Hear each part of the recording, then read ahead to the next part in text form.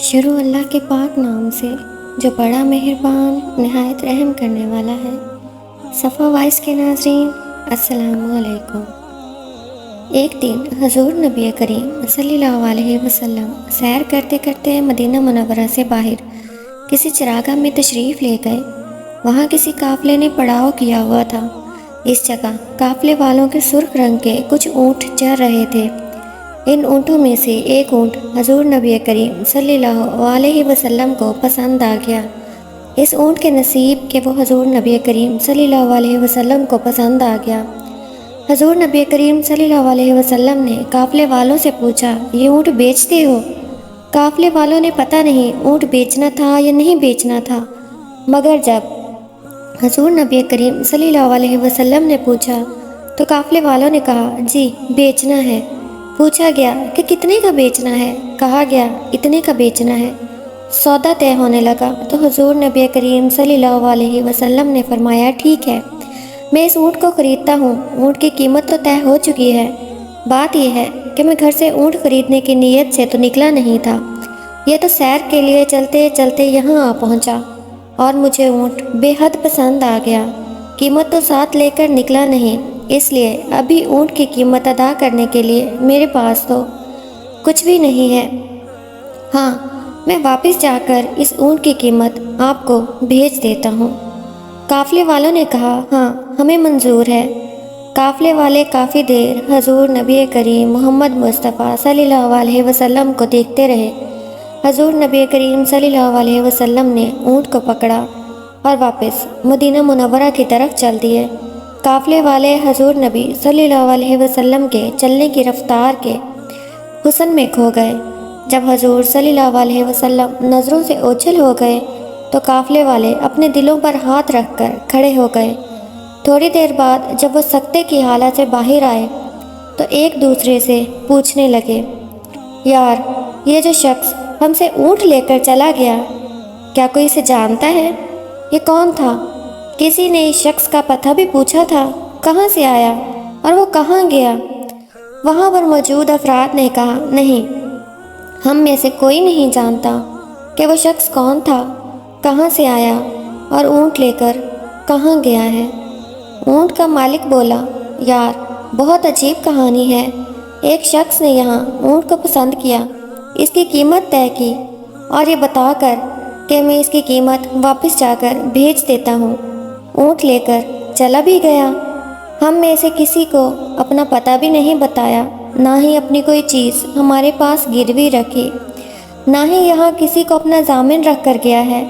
جب یہ باتیں ہو رہی تھیں تو قافلے والوں میں سے ایک شخص بولا، یار وہ شخص جب بول رہا تھا تو اس کے منہ سے بہت نور جھڑتا تھا، میں تو اس کے چہرے کی ہی طرف دیکھتا رہ گیا۔ سبحان اللہ۔ پھر دوسرا شخص بھی بول اٹھا، یار جب وہ شخص مسکرا کر بات کر رہا تھا میں تو اس کے مسکرانے کے انداز میں ہی کھو کر رہ گیا۔ سبحان اللہ۔ ایک اور شخص نے کہا، یار میں تو اس شخص کی زلفوں کے پیچ و خم میں ہی کھو گیا۔ ایک کہنے لگا، میں تو اس شخص کی آنکھوں میں ہی ڈوب کر رہ گیا۔ سبحان اللہ۔ کیا خوب سجندیاں آنکھیاں نے، کیا خوب سجندیاں آنکھیاں نے، جے میں بھر کے سرائیاں رکھیاں نے۔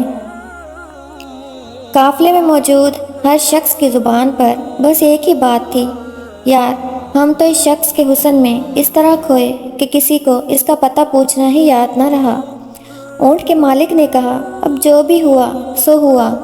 وہ شخص ہم سب کو اپنے حسن کا جادو دکھا کر ہمارا بہت زیادہ قیمتی اونٹ ہتھیا کر چلا گیا۔ اب وہ واپس نہیں آئے گا۔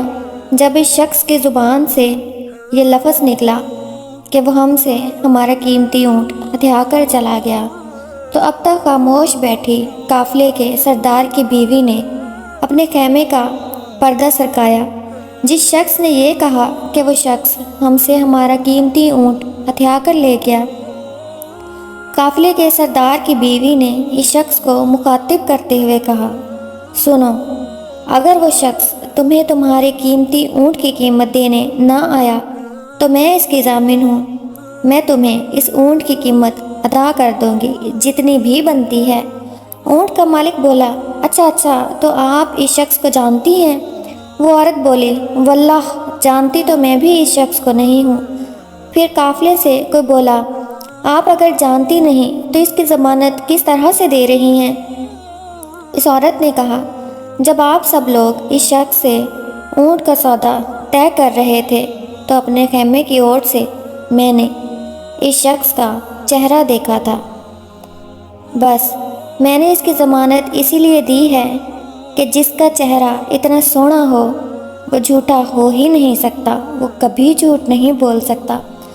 اس بات کو ابھی تھوڑی ہی دیر گزری تھی کہ ایک شخص قافلے والوں کے پاس آیا اور ان کو مخاطب کرتے ہوئے بولا، یہ لو کھجوریں، رسول اللہ صلی اللہ علیہ وسلم نے یہ کھجوریں آپ قافلے والوں کی ضیافت کے لیے بھیجی ہیں، ان کھجوروں سے اپنے اونٹ کی قیمت پوری کر لو۔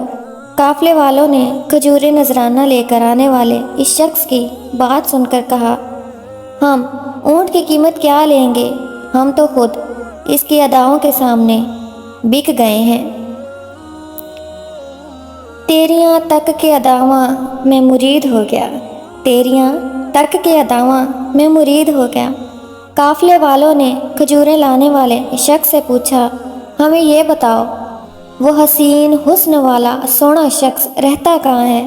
اس شخص نے کہا، وہ جو سامنے نخلستان نظر آ رہا ہے، وہ جو کھجوروں کے جھنڈ دکھائی دے رہے ہیں، وہی ڈیرا ہے اس مدنی مدینے والے مدنی مائی کا۔